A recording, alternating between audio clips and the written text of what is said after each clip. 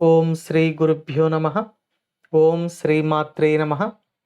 ఈరోజు మనం శ్రీ లలితా సహస్రనామ స్తోత్రంలో 867వ నామం గురించి తెలుసుకోబోతున్నాం. ఈ నామం క్షయ వినిర్ముక్త అని అమ్మవారిని కీర్తిస్తుంది. ఈ నామానికి మంత్రస్వరూపం శ్రీ క్షయ వినిర్ముక్తాయై నమః. మనం ఇంతకుముందు నామంలో అమ్మవారిని పుట్టుక లేని తల్లిగా, ఈ విశ్వమంతా వ్యాపించి ఉండే శక్తి స్వరూపిణిగా కీర్తించుకున్నాం.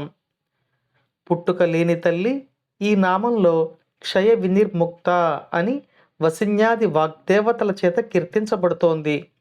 ఈ నామానికి అర్థం ఏమిటో మనం ఇప్పుడు వివరంగా తెలుసుకోబోతున్నాం.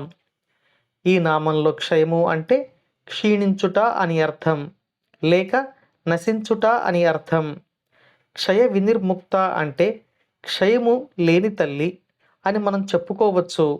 అంటే పుట్టుకయే లేని తల్లి క్షీణించుట, కొంతకాలానికి నశించుట అనేది ఉండదు. కాబట్టి ఈ నామంలో అమ్మవారు పుట్టుక మరియు నశించుట అనే రెండు జీవుని యొక్క లక్షణములు లేని పరబ్రహ్మ స్వరూపిణిగా వసిన్యాది వాగ్దేవతల చేత కీర్తించబడుతున్నారు. అమ్మవారు శక్తి స్వరూపిణి. శక్తి స్వరూపాన్ని మార్చుకుంటుంది, కానీ ఆ శక్తిని మనం నశింపచేయలేం అని మన భౌతిక శాస్త్రం కూడా తనకున్న జ్ఞానంతో రుజువు చేస్తోంది. కాబట్టి ఈ నామం అమ్మవారిని శక్తి స్వరూపిణిగా, జన్మించుట క్షీణించుట అనే లక్షణం లేని పరబ్రహ్మ స్వరూపిణిగా కీర్తిస్తోంది.